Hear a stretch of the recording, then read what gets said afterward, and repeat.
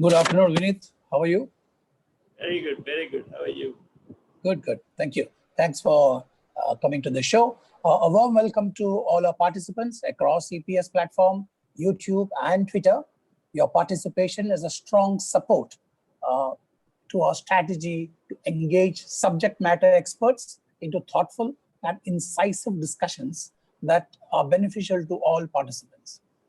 With many more people participating in these discussions, we are getting stronger in our resolve to fight the virus. Today is a special day as we reach a milestone in broadcasting this daily talk show on matters of interest in the financial world. On this milestone, I would request Mr. Mani Mamlan, founder, chairman, and MD of EPS, to say a few words on achieving this milestone. Mani, can you please? Yeah, thank you, KK. Thank you, Vineet, for basically being on the show. And thank you all the participants who have been basically just being there from the day one. It's been now 30 days plus, and we did about 22 episodes on SMEs and 3 episodes only on Hard Talk, which means personal chat. So we had one of the musicians, and I was there on one of the shows. My co-founder was there on the other show. So it has been a great, basically just journey for the last 30 days. Before we start, I think I want to take a few minutes of your time. Why did we basically start this? And before starting this, we want to lit this one as a lamp to show everybody we have completed 30 days. Vidya, can you do this honors, please?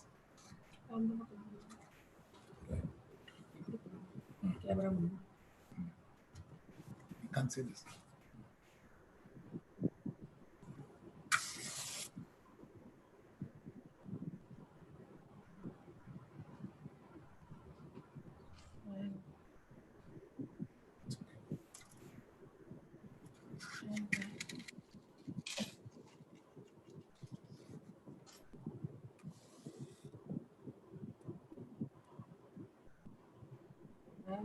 Yeah, thank you. Yeah, thank you, guys. Thank you. First of applause to everybody who have been part of this team, the speakers mainly, and the host KK especially, excellent, and the team behind this. All of you has made it possible. Congratulations to you all, and I owe my best, basically, thank you to all of you guys. Thank you, Mani. Thank you. That was really nice of you to say that, and a nice gesture by lighting the lamp, the Indian traditional way. A thought also goes out to our frontline warriors who are fighting a war to prevent the spread of virus and to keep us safe. Let's help the warriors by staying safe, please. In this need of hour, EPS is also a proud sponsor of Roti Bank, who provide food every day to the poor and needy. Thank you, the entire EPS team, for sponsoring Roti Bank. Today, we will be discussing on the topic of demystifying the investment world with the chairman of Avishkar Group, Mr. Vineet Rai. His group manages assets of over $650 million. He is best suited to demystify the world of investment. So Vineet, to set the perspective of investment, let me ask you some rapid fire questions, short answers, please, on this, just for the benefit of our not so savvy investment participants, so that we can bring them in sync with the discussions that we're going to have in future. So Vineet, my first query to you is, how do you raise a fund? The way to raise a fund is to first have a thesis of who you are going to give the money, and then actually identify people who are rich. And 20 years back, I started like this. I was 29-year-old with no finance background. I thought money can be put into hand of poor people to build a business that will make a difference to their lives. And then I searched around looking for rich people to take their money from them. Okay, that's nice. We also should look around. In the investment world, what's a fund management company in it? So generally what happens in a fund is you really do not have much money. So as a fund manager, I won't have much money. So what I go and I tell people is, you give, if I am raising 100 rupees, I'll say I will put in 1 rupee. You give me 99 rupees. and I will use this 100 rupees to give to 10 different people. So 10 rupees to each person. Now, people then say, then who owns the fund? So we say, everybody who contributes whatever owns the fund. And then people say, then who's going to run the fund? And says, I will be a fund manager. So I will set up a new company which will become an advisor to the fund. And we will get a fee. So generally the fee is 2%. So for 100 rupees, every year 2 rupees will be given to me for the work I do in identifying entrepreneurs, giving them money, and then managing the money and taking the money out and returning. Your thumb rule, you take 100 rupees, you try to return 300 rupees. Okay. So that's the, that's a fund management company and a fund manager. I think he has also defined the role of a fund manager. So generally, we understand the fund manager, but when does a fund manager decide to exit from an investment? Short answer, please. So very quickly, when a company meets or reaches, so there are 3 reasons you exit. One is because the company is dead, so you want to run away. You want the promoter to then deal with the liquidation. So that's when you exit. Second, when you feel your threshold has arrived or your time for returning money to your LPs have arrived, which means you have taken the 100 rupees, now you have to return the 100 rupees. So every person you give it 10 rupees, you want to take back whatever is available. Sometimes 10 becomes 2, sometimes 10 becomes 50. So you want the 50 and the 10. Of course, somebody will tell you, oh, 50 will become 100, don't worry. But we are not in the business of getting the 100. We are in the business of getting whatever we can get within the time frame you set. Super, thanks. Another question is, what's the corporate funding? Fund or the corporate fundraising? So see again, so corporate fundraising so there are different kinds of funds. There could be a corporate fund, which means, let's say a bank decides to launch a fund, which is like, for example, a big bank, any big bank says, okay, I want to lend my name to a fund. So it could be ICICI Ventures, or it could be any bank's venture fund. There, the corporate is lending its name. The corporate is also acting as a sponsor. So the 1%, 2%, 5% that you're committing is being committed by the bank, is the corporate. And then you go around looking for people by saying, I have got a world-class team that I have nurtured, and I as a corporate is actually trying to do it. Generally, a corporate VC's behavior is very different from the normal VC.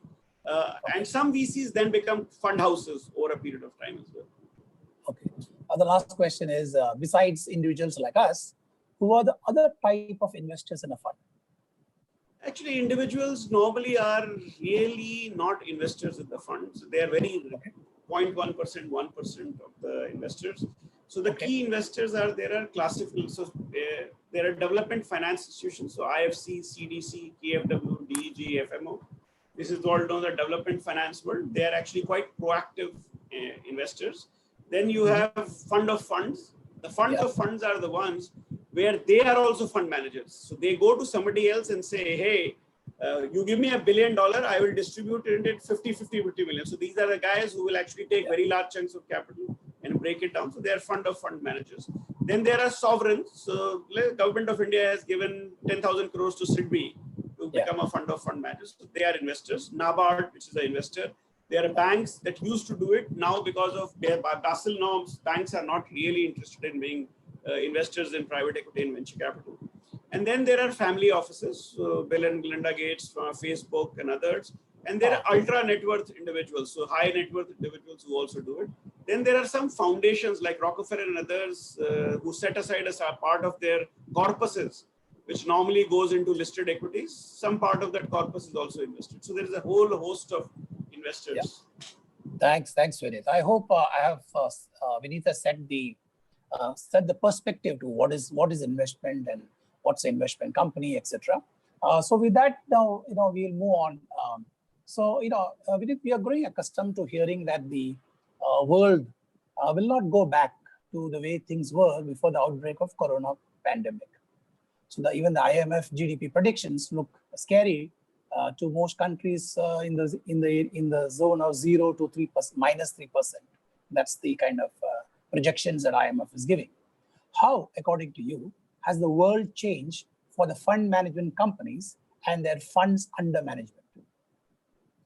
So I think the first thing you need to recognize that a fund manager is essentially somebody who takes money from somebody on the credibility that I have a good idea of how to select entrepreneurs and then give money to those entrepreneurs to run their business. Now with lockdown, with complete decimation of certain kind of industries, major impact to other industries with lockdown, globalization taking a hit, all kinds of challenges coming through. I think the fund management business is in a very questionable position. It's very difficult to right now go and tell people, hey, give me more money because the earlier money that you gave me is struggling and is not going to give returns. So start looking at consequences. If you are an early stage fund and you have given money, if you are a tech fund, you have invested in a lot of tech ventures who normally don't make money, they are trying to build a product. And suddenly what you realize is what you thought will be a 6 months, 12 months runway might have become a 3-month runway because 25% of the time has gone in lockdown. You had assumed there will be some revenue. The revenue assumptions have gone down to zero. So suddenly the quantum of time that is needed for the company to reach any logical place or find a second round investor has gone away. So the companies are, for a certain kind of investors, are going to be struggling. Then there are other investors who assume that they are investing in profitable companies. None of these companies will actually die.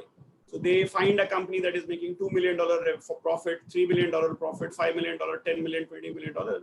And they give a certain premium for finding a profitable company, even though it is not growing at 100%, it's growing at 30%.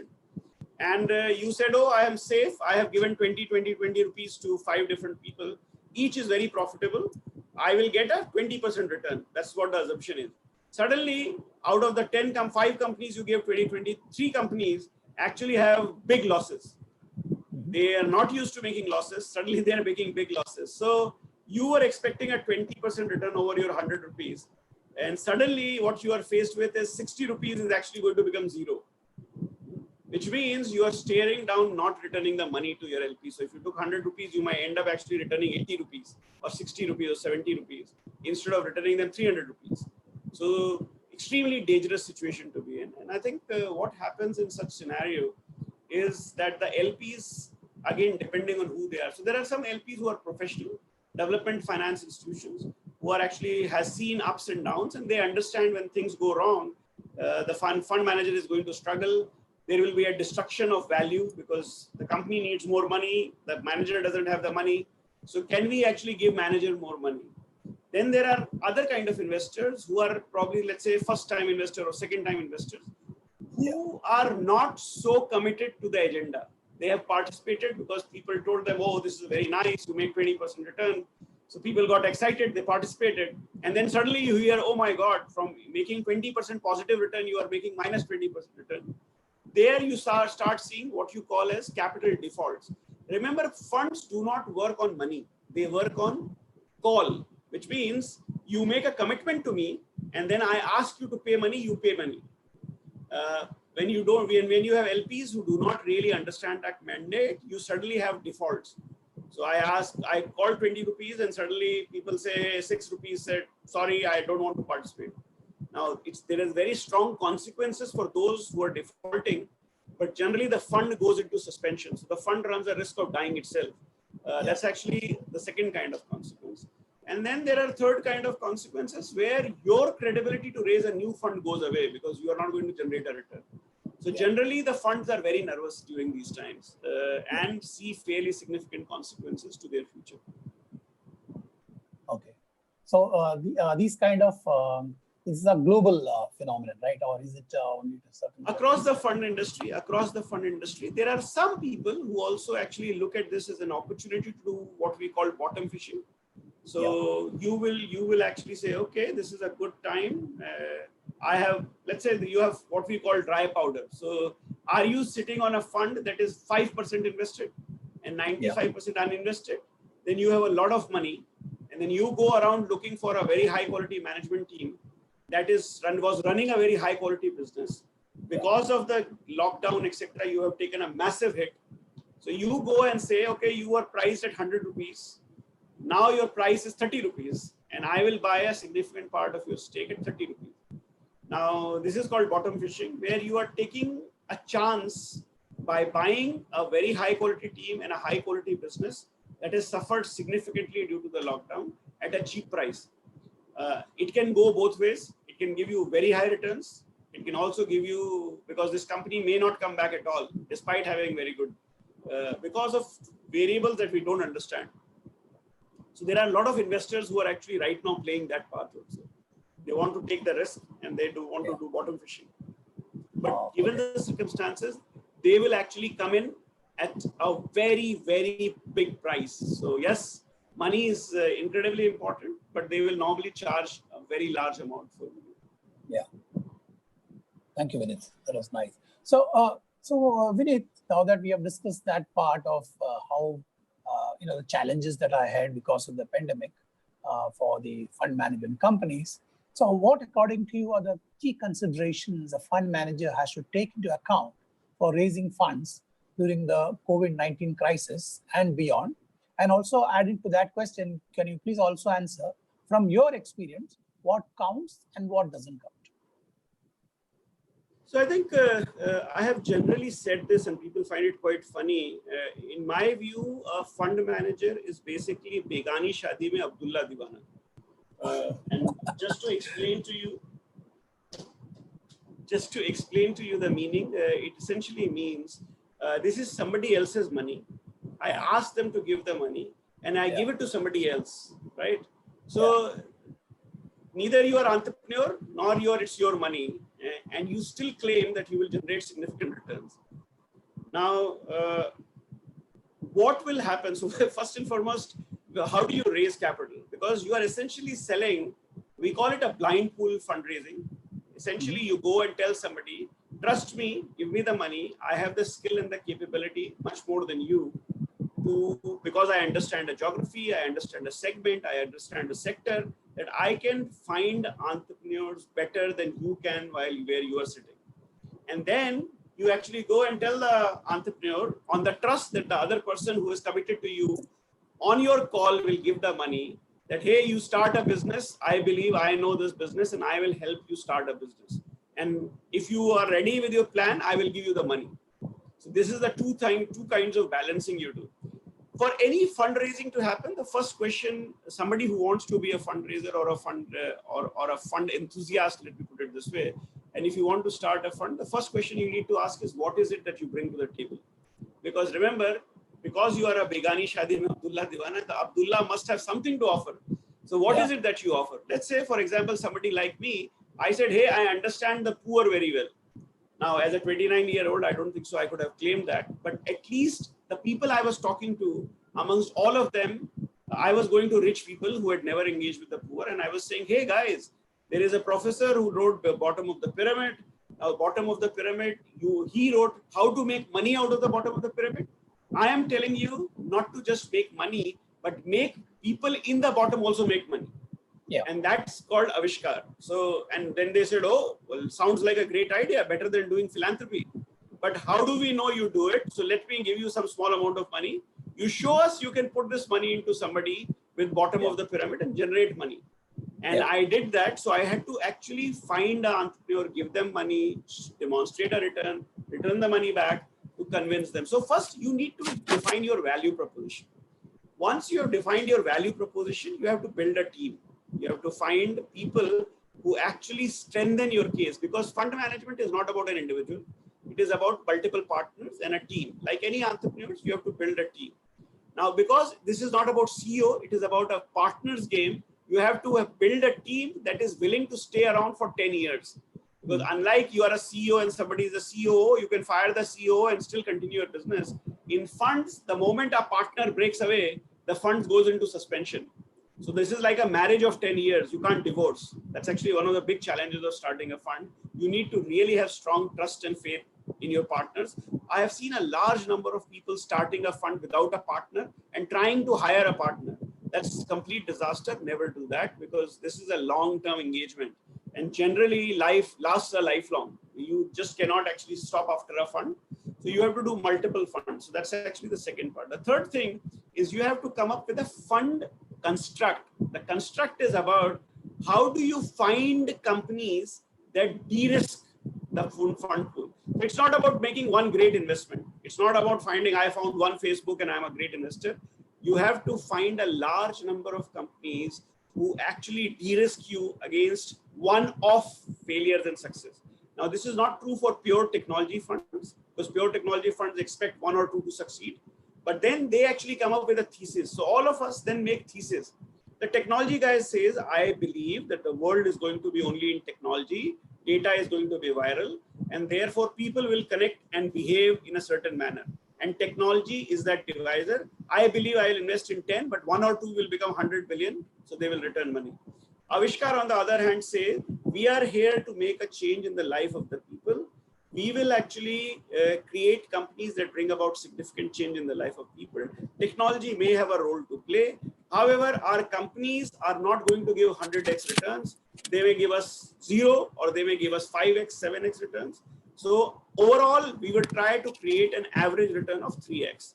A technology fund will say, I will give a 3x return, but 8 companies will give me 0, 2 companies will give me 30x. So that's how. So, but we all try to come back to 3x return. Okay. So that's really how you actually construct a fund.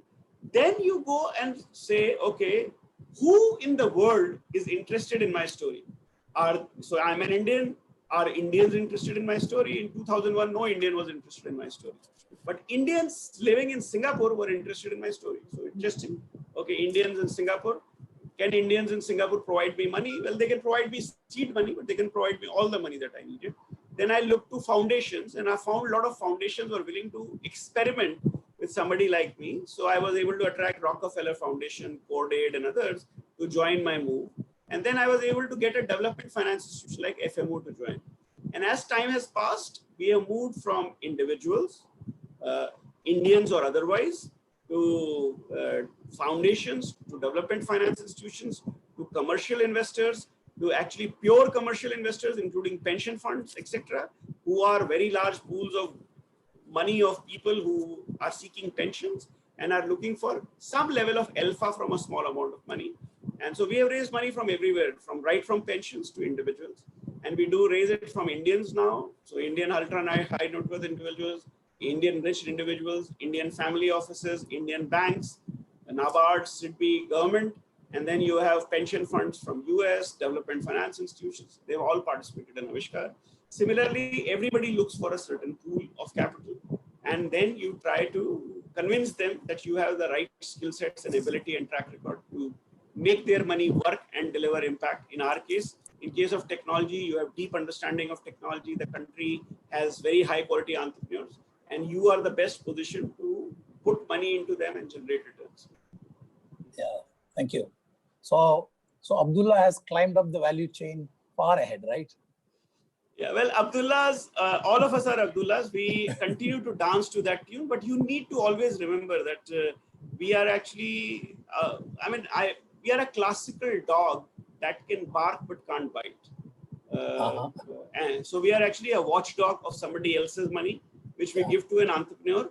And to the entrepreneur, we can keep barking to remind them that we are around, but we can't bite. We don't have really capabilities to bite. That's a great one. Thanks, Vineet. That was really very, very interesting. So participants, you can put in your questions in the Q&A box. Like always, we also have an opportunity for people to raise their hands, and the back office will get you to talk at the right moment. So Vineet, what is it now that we have dealt with, how does the companies work? How does a fund manager look at things? What are the key principles for making faster and smarter investment decisions? So see, basically, generally there are different kinds of people. Like human beings are different. So there are instinct-based decision makers. There are data-based decision makers. The larger the fund grows, the more data intensive it becomes. Yeah. The early stage there is not enough data, so you actually allow instincts to continue to play a significant role in your decision making. Now, if you want to get into fast and quick decision making, then of course instincts play a very important role. But then because it is not our money, so we have to be very careful. So let's say I meet somebody. Let's say I meet Mani Mamlam, and I need to then make a judgment of a story that I'm hearing about building an EPS. Is that actually a worthwhile story? Now, I don't understand ATMs. I don't understand business. I did not know EPS did not exist, and I did not know money from atoms. Yeah. So I am getting 1 hour time to make a decision whether this person is a genuine person. Do I trust him? And do I have the ability to actually engage with him and do business? So that's actually instinct. But once you have taken the instinct, you get onto the question of sector.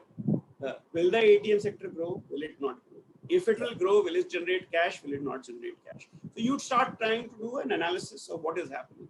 Then you try to ask, okay, what is the basis of money trying to raise this money from me? And will there be follow-on investors also? So if I give 5 million to money, will there be somebody else putting in 15 million, or 5 million and story is over? Because then I'm the only one interested. Chances of this company going anywhere is low.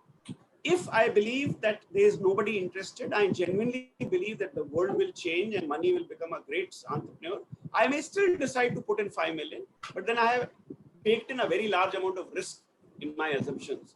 And that's actually the instinct part. When you go towards billion-dollar funds and others, they go by data. They actually do much less diligence in some sense on the field. But what they do is they hire actually consultants. They will hire E&Y. They will hire, which we also do, but we use them for a very limited diligence, while the very large guys use them for a very long period of time to get all the advice, because large funds try to actually take care of a fiduciary role far more seriously than small funds. The small funds are nimble, agile, speed, and they are also putting in much smaller amount of capital, while large funds are putting very large amount of capital. So the fiduciary look through is much higher. So whether the individual has any temptation to make mistakes, is he used to actually appointing his relatives? So they will carry out those kind of investigations, which we may not even consider doing as an early stage investment. So very different approaches. And that's why venture capital and impact investing are pretty similar. And private equity and impact investing that is close to private equity is also very similar. But they are quite different from each other. So VC is very different from PE in that sense. Okay, good. Thanks, Vineet. So, I think we did talk about the pandemic, and we've been talking about it at almost every talk show.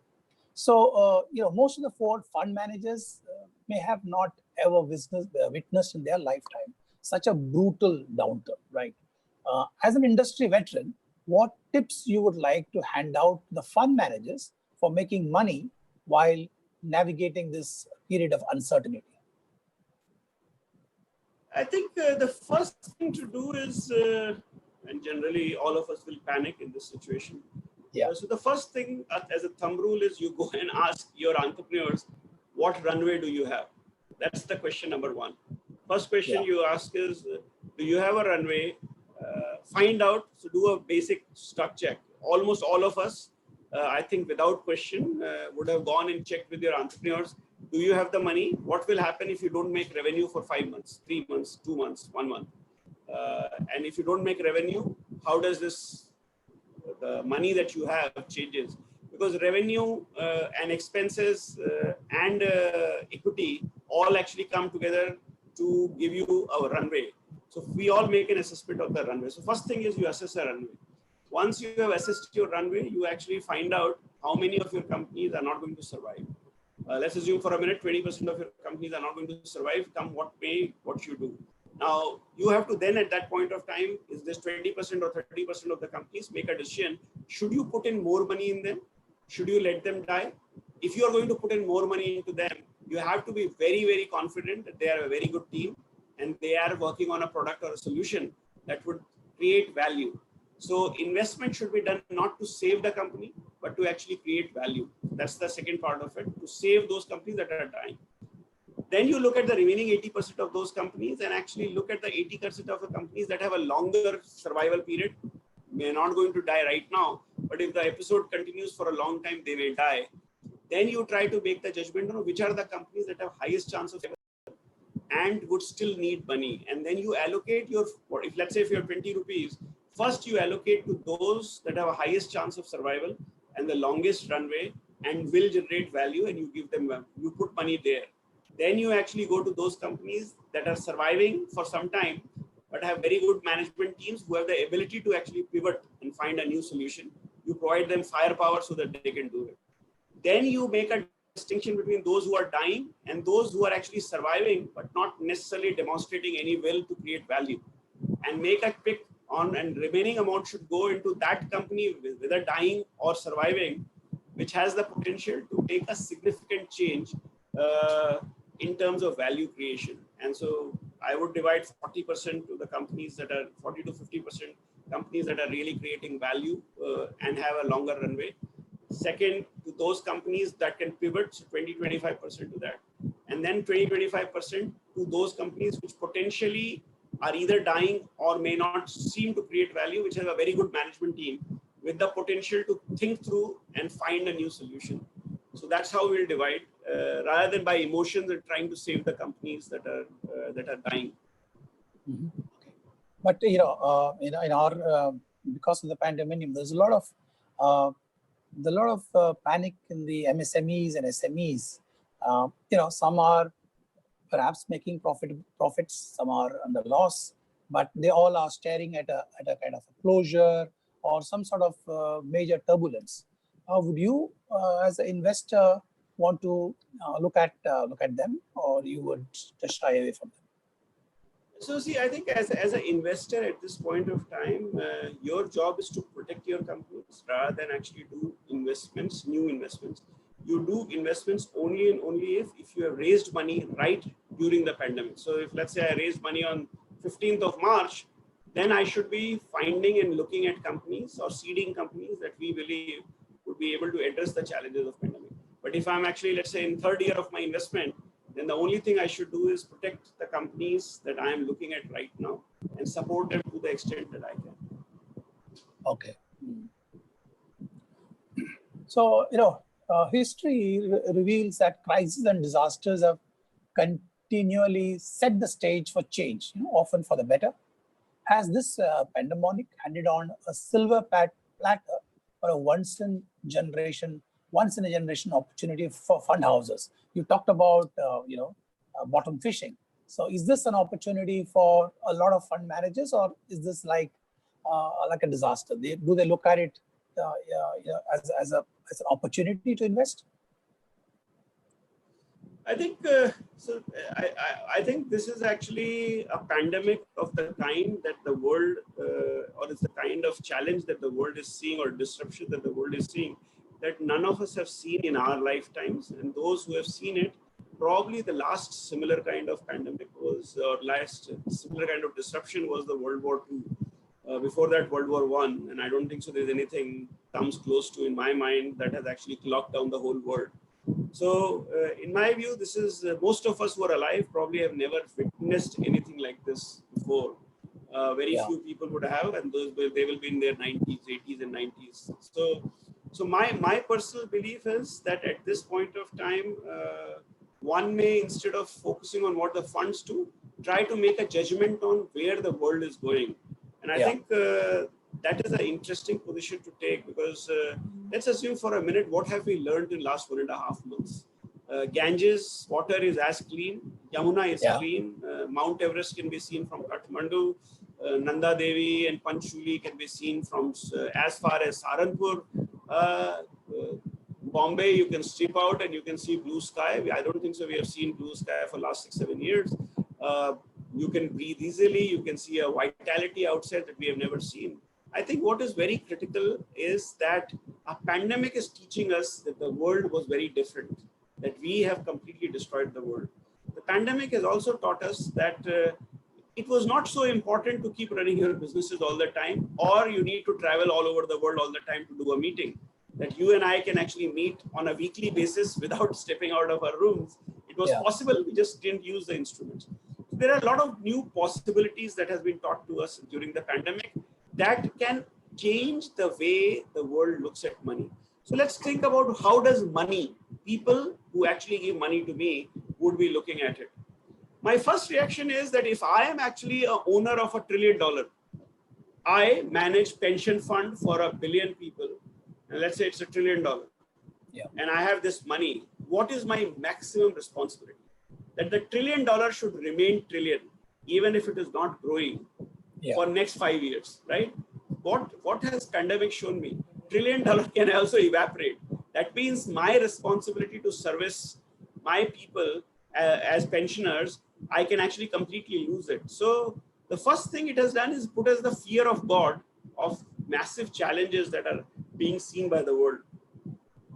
Which means that instead of seeking return at all cost, we are going to be looking at how do we make sure that the world does not face a new pandemic. That world does not actually do something that will destroy. I mean, none of us actually ever thought that the world will be shut down, but the world is shut down. So suddenly people who are sitting far away from here can feel the fear of God right in their boardrooms when they are taking decisions. And now I see a sense of responsibility and fear as mandate going into the minds of those who control the money. So think about it like this. I, who control $1 trillion, now don't want my money to go and do something that will destroy the world. Like it will not go in arms. It will not go into probably research that can create a new coronavirus. It should not go and do something which is extractive, destructive. Who knows, climate change may be a bigger problem. So can we actually at least make sure that you are not destroying climate? Should I actually stop doing mining investment? So you will start seeing money actually changing its course. And my belief is the investor who was seeking return, and again, the world of money actually works by mandate. So if the investors, the LP, the person who controls the money says, I want a cleaner world, I want a fresher world, even if I get 4% return only or 2% return only, suddenly the world will start investing on those signs. And I think coronavirus has left a silver lining by creating fears in the mind of the people, by telling them, hey guys, you can lose everything that you have. And because you can lose everything you have, not because of coronavirus, because of many such coronavirus that you don't know about. I mean, 3 months back, 4 months back, who knew about coronavirus? But today we know the power of it. So you don't know tomorrow what is in store for us. So therefore, make sure that you do not use your power of trillions of dollars to make destruction happen. And if that happens, what will happen is investment will go towards making world a better place, which is what sustainable development goals talk about, which is a world free of hunger, free of poverty, free of inequity, to be achieved by 2030. So the decade that we are going to enter into, or we are entering into as 2020 opens, we are seeing a massive challenge as we fight, but we are also moving towards a very optimistic debate of change, a decade of change that will bring about very positive changes, changes that may actually make money the lesser evil. It will also help money do less evil. It will also help people not to be distinguished because they have access to money or not, and hopefully make a world a much better place. Excellent, sir. Thank you. Thank you so much. That was a wonderful talk. So, you know, we have just about 20 minutes to closure. And so we would like to take some questions from participants. So participants, please put in your questions, or if you would like to do an audio. So I have the first audio question coming to you, Vineet, and it is coming from none other than Mr. Murthy. Mr. Murthy is the ex-chairman of NPCI. So Mr. Murthy, welcome to the show. Would you please unmute yourself and ask this question directly to Mr. Vineet Rai? Good afternoon, Mr. Vineet Rai. An excellent presentation, very insightful. So I have, I think, a couple of questions. In fact, there are two parts to one question, which you partly answered, of course, is about the pandemic. So basically, how do you deal with uncertainties and randomness? And particularly in the context of the kind of tail risk which we cannot predict, I think. Second is the related to pandemic again. We have now this debate efficiency versus resilience, especially in terms of business continuity. How do you look at it from an investor's lens, especially PE lens? Because I've seen whatever my association with the boards and all that, resilience is a cost, right? Efficiency, there's a P&L kind of impact and all. Absolutely. So that is very difficult to probably prod the managements to probably prepare. Now, of course, now they realize is at a heavy cost. And then again, related to it, when you are making investments, you said, okay, you distribute investments probably if I understood you right, if you have 100, you will put 520s in various organizations, various sectors, right? Probability, teams, flavors, whatever goes on and all that. But supposing what you initially think it's a anti-fragile investment, supposing it moves to fragile in a practical life, I'm sure you would have experienced and all. So how do you probably move when it moves from anti-fragile to fragile? How do you bring it back to fragile or at least robust? I mean, if you can give some example. I mean, all related to pandemic, I'm giving one final question, not related to you because you are in the equity business and all that. Going by what is happening in the debt mutual funds, right? Is there enough skin in the game for these fund managers? That's all. Yeah. Okay. So let me actually start with the first one about how do you deal with ambiguity. I think the funny part about fund businesses, as I told you earlier, that we are essentially selling. When we raise money, we actually have nothing to show other than basically our enthusiasm and our desire to collect somebody else's money. We really do not know who we are going to give the money from. So we'll create stories and we'll say, okay, we believe the world is going to go like this, and base of the pyramid or the middle of the pyramid is going to be this. And so you give me this money and I'm going to find good entrepreneurs to do it. When I start, I actually have no clue how I will end. And by the way, I'm at that point of time making commitments about returns. So I'm saying, oh, give me money, I will actually generate a 20% return on the entire portfolio. Now that's actually quite an amazing ability to deal with uncertainty. So from a private equity perspective, a large number of us are actually quite used to dealing with an extremely ambiguous situation because we are raising money against nothing, against just an idea.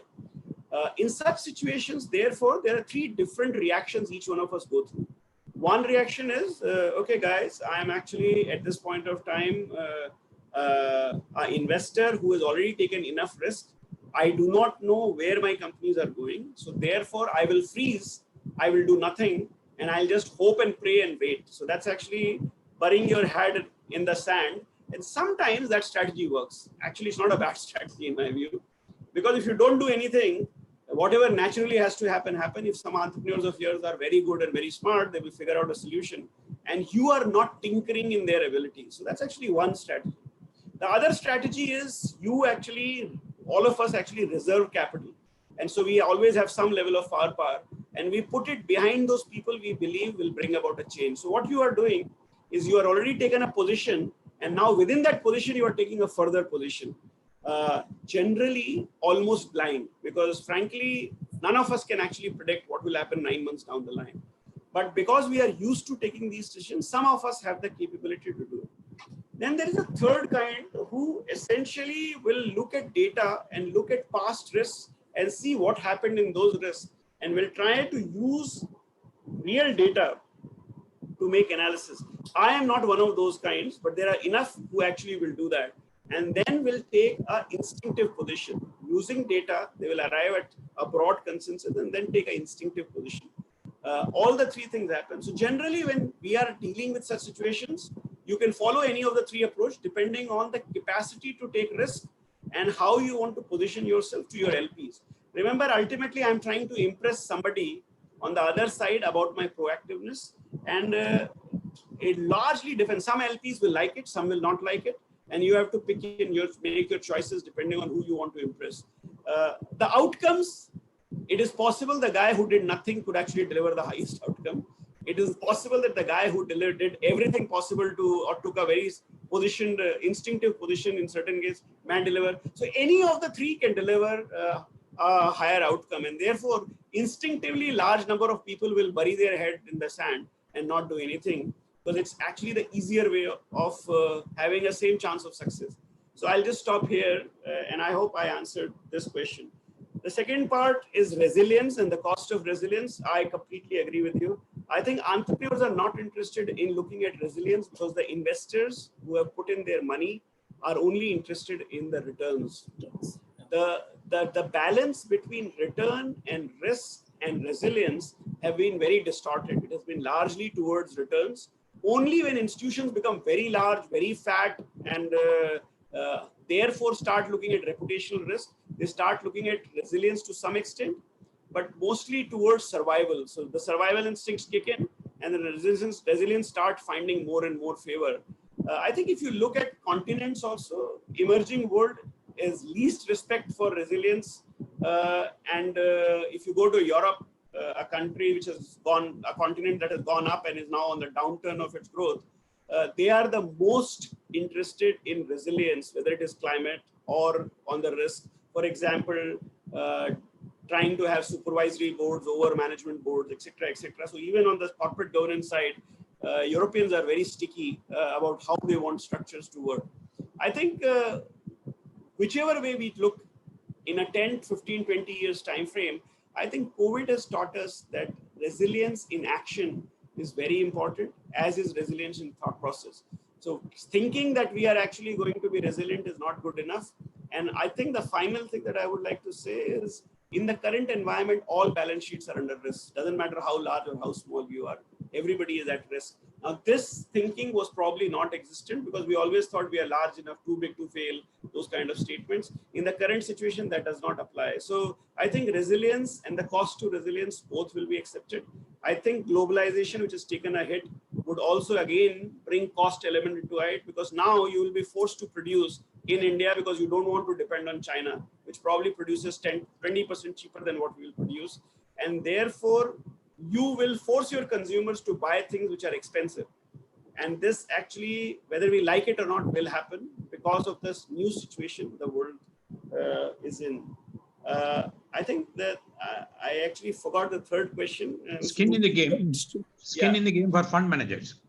Adequacy of skin in the game. Yeah, I think the fund manager's skin in the game is actually a questionable thought process. I think the difference between a balance sheet and a fee business is, in balance sheet, you, by talking about capital adequacy and other things, you actually make sure that the promoter has significant skin in the game.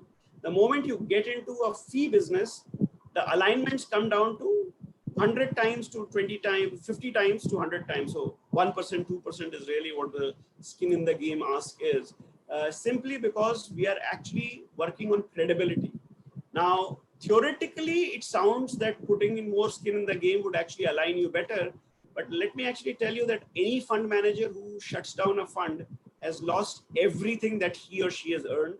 May not have actually a huge financial penalty, but the credibility that you lose is actually a significant one. And I think most of us only have credibility. So coming from that background, let me tell you that I think shutting down or closing a fund is a very big step, and I think it doesn't lie easy on anybody who has taken that decision. It's a very, very tough decision, probably also taken under pressure from multiple governance committees, etc., as well within that institution. But it is something that a fund manager will dread to do ever, given the kind of reputational risk. You are effectively finished for life.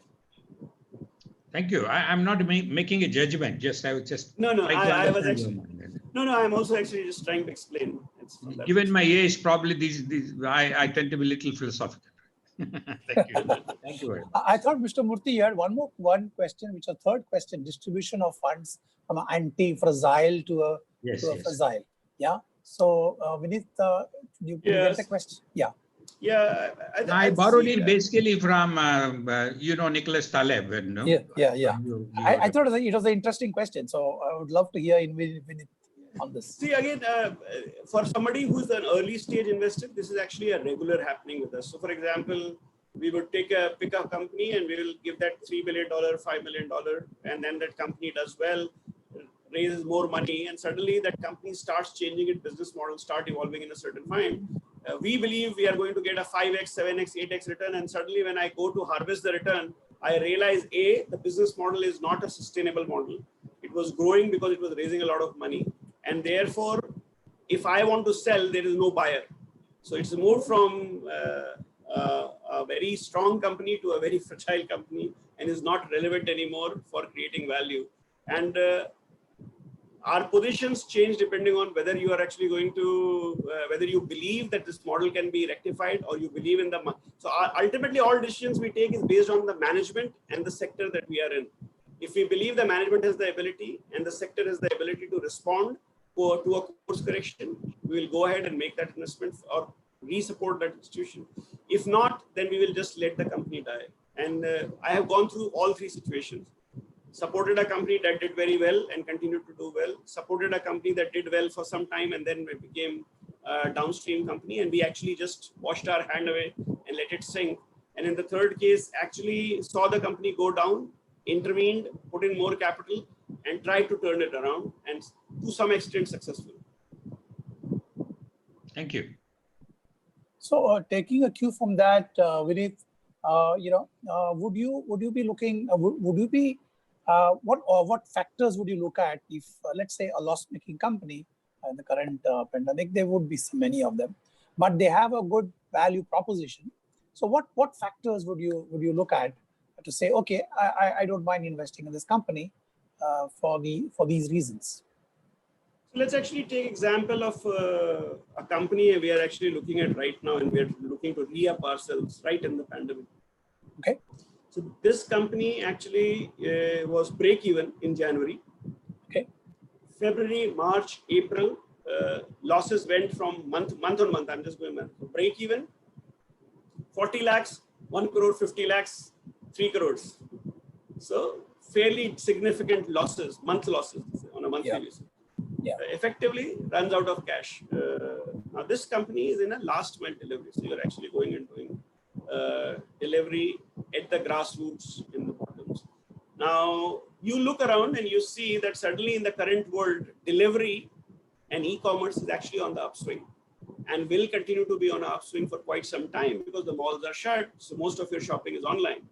Yeah. Now, what do you do in such a situation? So you look at the company, you look at what has happened, then you look at the potential trend in the sector, and then you see, will this sector trend benefit this company?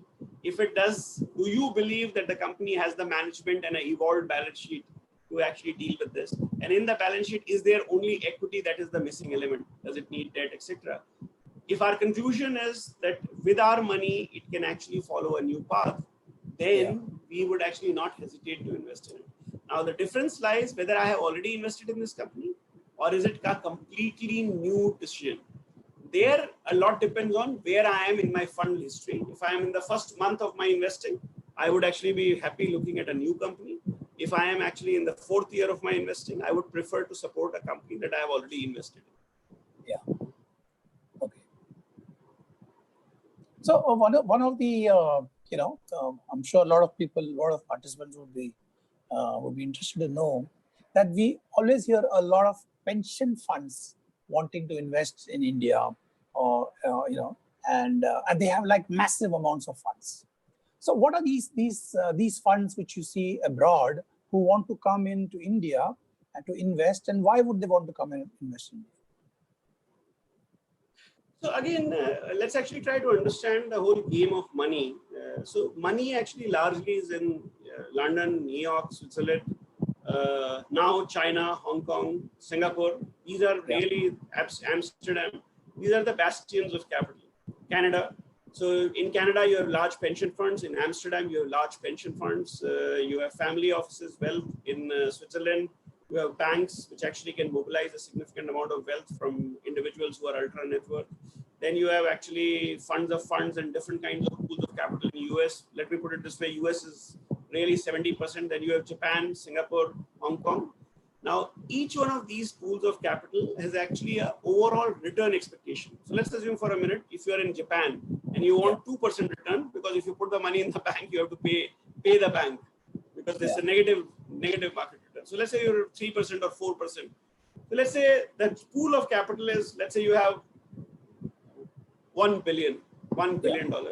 This is the money. And then you actually say, okay, first they have to take a decision of which geography they want to be.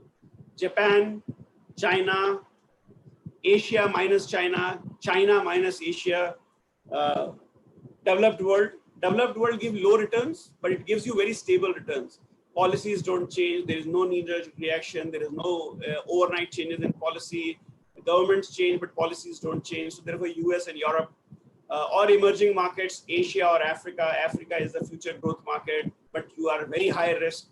Exits are. So they actually do an allocation based on which geographies they want to go. So first there is a geography-based allocation. Then there is actually an allocation that takes place which is based on specifics. So you will actually say real assets. I would want to buy land, building, etc., in this continent. Yeah. So you will say, I will be in 5 areas. 30% of my corpus will go in the developed world. 20% will go to China. 20% will go to Asia. 10% to Africa. 10% to Australia. Let's say this is actually the broad description. Then you will say instruments. So I will do real assets. I would do private equity, venture capital, something else, impact investing, or any other classification. Generally, the entire private equity, venture capital, impact investing will fall into a 2 to 3%. So out of the 100%, so there will be debt assets. So you will put in a large chunk of your capital into debt, government securities, treasuries, bonds. So you will come up with all classifications. A very small amount will go into the debts, into private equity, impact investing, etc. Now, when I have done all this classification, in these classifications, India will feature as a country because it has high economic growth, large population, etc. Generally, the allocation to India will be limited to a maximum allocation that they will do. So no amount, howsoever good India is, they will all take a risk position and say within the risk position, 5% or 3% or 2% allocation to India, or 3%, 7% allocation to India. Now, anything under all instruments I mentioned, India will only get that 7%, which is potentially possible, for a country of 1/10 the size of India may also get the same 7% cap. So this is one problem. Unless people are educated enough about India, they will not change these allocations. That's actually the first thing. So why does the money come in? Because somebody was to put in, I like India and I'll cap my amount in India. So out of 1 billion, 7% can go to India. Now this 7% then will get divided under different heads. And depending on how India performs, this amount allocation can change from 7 to 10, 10 to 15, and the experience of the individual. A lot of investors have burned their hands in India. And so they have actually gone from 7% to 0%. Okay. And some people have actually long-term vision on India. So they have gone from 7 to 10% or 12%. In general, India, as far as I have seen in last 10 years, we had a very bad reputation in 2010. We actually, to some extent, between 2015, 16, 17, regained some level. And post 2017, post demonetization, it has gone down again. Right now, we are actually not in a very good position from a global pool of capital. I think a lot of people mistake the FPI movement or the movement money coming into stock market as the only capital that comes in. I think private equity, venture capital, rare assets, etc., drive a lot of money into India. Also, we have to remember that India is just one above the junk bond rating. So we are also teetering on the brink of being a junk bond rated this thing, which is the reason which explains, is the fiscal stimulus really fiscal stimulus? So that debate continues to remain. But I think these are some of the challenges, and this is how the allocation takes place. Okay. So I have a question from one of the participants. Quickly you can answer because you're running out of time. Why is it that traditionally in most India-centric PE funds, there have been only global LPs? And the second question is, will it change significantly after COVID to include Indian LPs? Well, this has nothing to do with actually the Indian LPs. Indians have not been LPs. Let me be very blunt. Indians have started taking interest. So as Avishkar, I have been raising money since 2000. Till 2017, my fund had no Indian participation. Not because I didn't try, just no Indian was interested. Because you could make a fairly significant returns by doing lending or by actually just buying house and putting it on rent, or by with capital appreciation plus the rent. So why would you actually invest? I think in 2017, when I went to the market trying to fundraise, I actually was surprised by the interest. First time in Avishkar's history, 50% of our $115 million fund was raised in India. 50%. It's quite a significant amount. Now, there are many reasons for it. First is actually Government of India announced a 10,000 crore fund of fund, which is managed by SIDBI. While the 10,000 crore never came through, but 2,500 odd crores that they have invested was also quite a significant player in what we got. Then institutions like NABARD, which are also developmental, have started learning from other development finance institutions and started taking positions. high net worth individuals in India who can put 1 crore, 2 crore, 5 crores have also started taking a lot of interest in private equity. Though I must admit and confess that our return potential has been much lower compared to what you can do by investing in stock markets where it booms. So ideally, we should be actually giving much higher returns, etc. But that has yet to be proven. So the Indian investor may actually keep yo-yoing, and the LPs, the long-term LPs, who are essentially more used to private equity and have seen upsides from private equity and venture capital, will continue to be international. Thank you, Vineet. Thank you very much. So before I wind up, may I request Mani Moblet to come in with a few words? Mani? Yeah, thank you, Vineet, for those excellent, basically, just words. And I have few basically things. When we started this webinar, the intent was to create hope. And imagine nothing is when it started, it hit us basically like a ton of bricks. None of us know where to look for. And I think you are in a business of trusting people.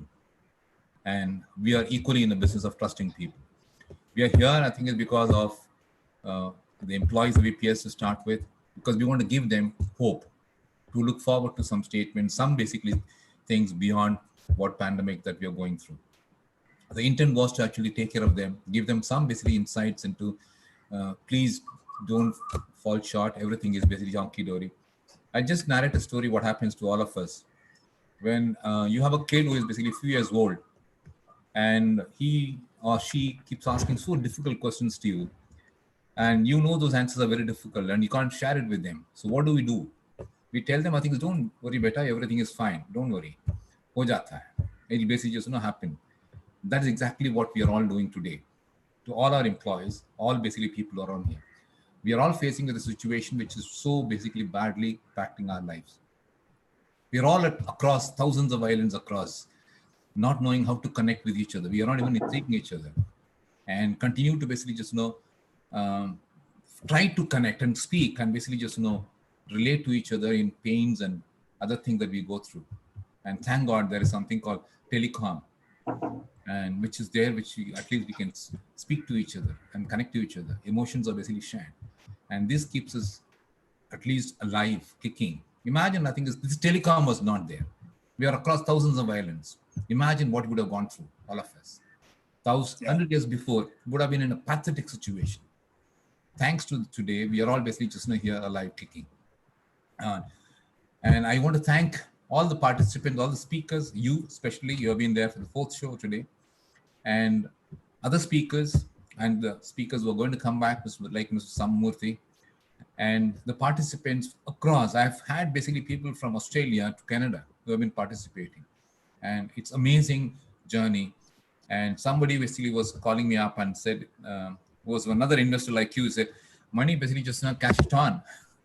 And this must be another basically good business to be in the future.